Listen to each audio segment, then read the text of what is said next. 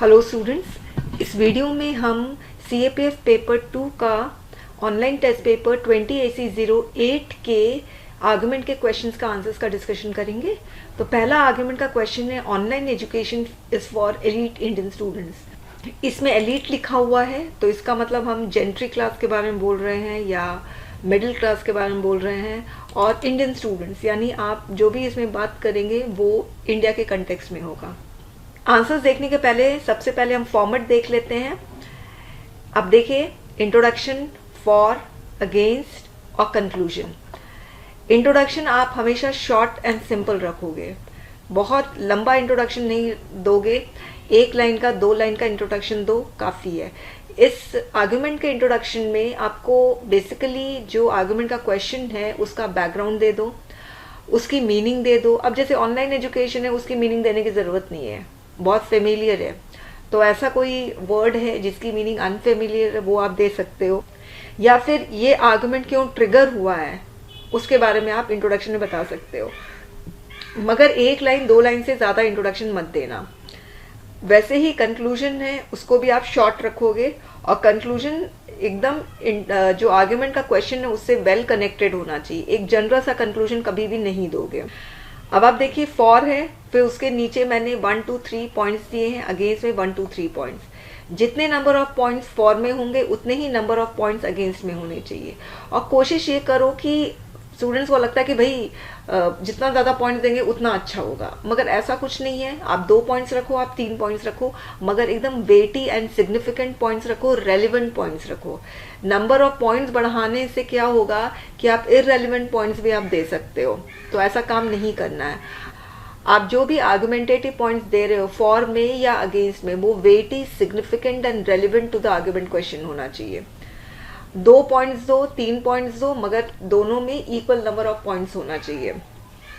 और हर argumentative points में कोशिश ये करो कि सपोर्ट करो एविडेंस या डेटा से, हवा में बातें मत करो। ओके, अच्छा, फॉर में आप ये सब मत लिखना, argument in the favour of the statement, online education is for elite Indian students because, ये सब मत लिखो। इतना लंबा लंबा सेंटेंस, इतना आपके पास टाइम नहीं रहेगा एग्जाम में, एक एक सेकेंड मैटर करता है। फॉर बस लिखो, काफ़ी है, अंडरलाइन करके उसके नीचे आप पॉइंट्स दे सकते हो। ओके, चलिए हम शुरू करते हैं। ड्यूरिंग कोविड-19 pandemic, education institution resorted to online education. बस मैंने 1 लाइन में लिख दिया। अब फिर क्वेश्चन उठता है कि ऑनलाइन एजुकेशन एलीट स्टूडेंट्स के लिए है या नहीं है। तो मैंने फेवर में बोला है कि online education elite Indian students के लिए ही है, क्योंकि अब मैं यहाँ पर पॉइंट्स दे रही हूँ। पहला पॉइंट मैं यहाँ पर मैंने दिया है कि हर कोई ब्रॉडबैंड कनेक्शन अफोर्ड नहीं कर सकता है, जैसे कि इकोनॉमिक एडवांस्ड और एलीट स्टूडेंट्स ही अफोर्ड कर सकते हैं, और जिनके पास ब्रॉडबैंड कनेक्शन होता है वही लाइव क्लासेस को स्मूथली अटेंड कर सकते हैं, क्योंकि अनस्टेडी इंटरनेट नहीं होता है, फास्ट इंटरनेट कनेक्शन होता है। और फिर मैंने एक सर्वे रिपोर्ट के बारे में बताया कि 24% of Indian house holds have an internet facility. इसका मतलब कि इसका मतलब steady internet.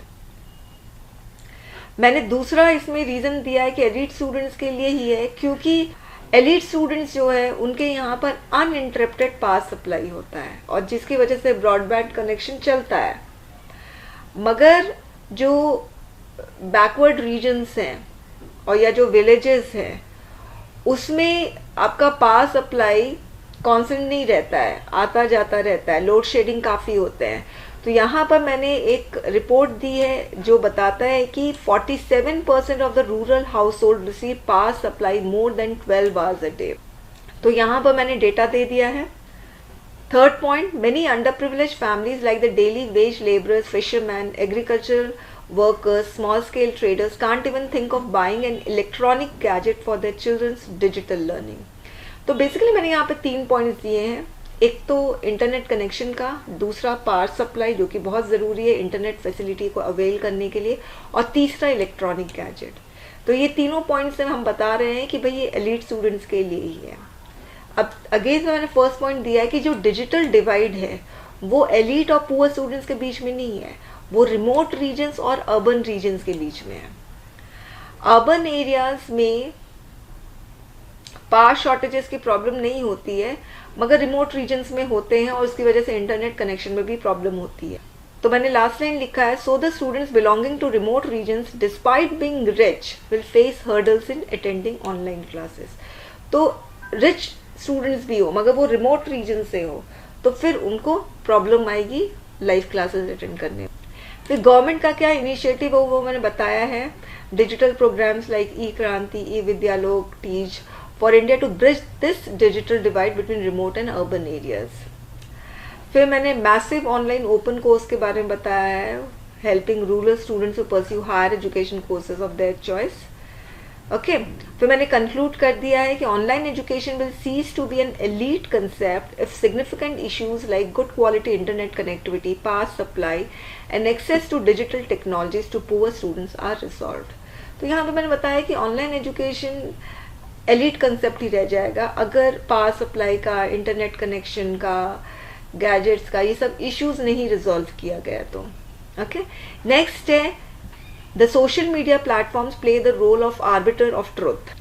Orbiter of truth का मतलब क्या सही है, क्या गलत है, क्या सच है, क्या झूठ है, इसका डिसीजन सोशल मीडिया प्लेटफॉर्म्स ले सकते हैं, वो लोग जज कर सकते हैं। ओके, ये पूरा आर्गुमेंट क्वेश्चन का मतलब है।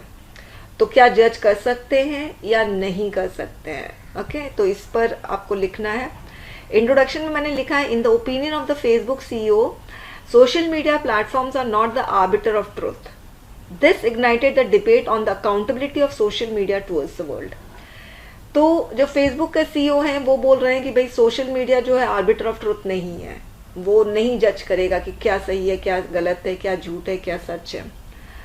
तो इसी की वजह से ये डिबेट हुआ है। तो बेसिकली मैंने इंट्रोडक्शन में ये डिबेट क्यों इग्नाइट हुआ है उसके बारे में लिखा है।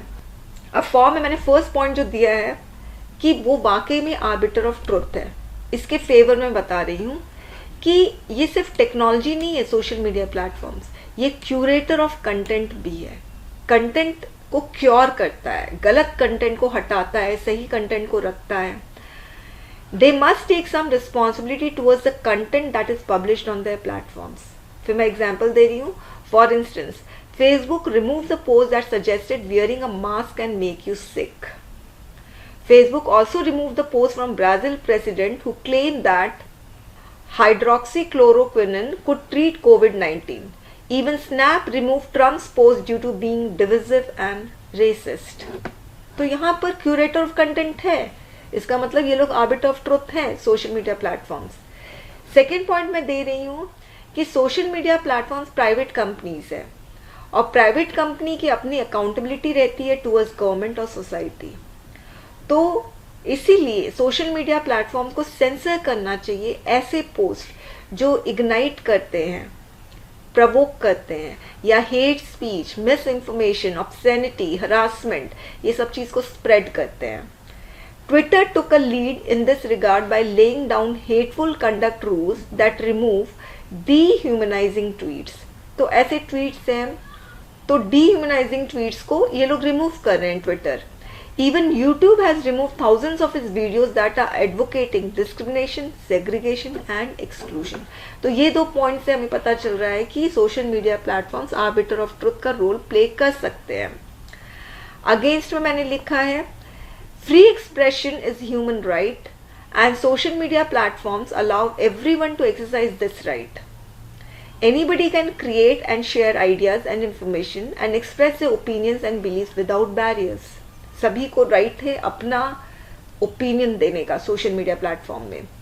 Facebook CEO asserts that this right even allows misinformation in Facebook ads from politicians. Facebook CEO कहते हैं कि भाई मिसइंफॉर्मेशन भी देना उनका राइट है सभी सिटीजन का। Second, the section 230C of the 1996 telecommunication act free social media platforms of liability for what people share and post. यानी ये वाला जो एक्ट है ये फ्री करता है पीपल को कि आप कुछ भी पोस्ट कर सकते हैं, शेयर कर सकते हैं। This section protects internet companies like Facebook, Twitter, Google from being responsible for the content posted by the users.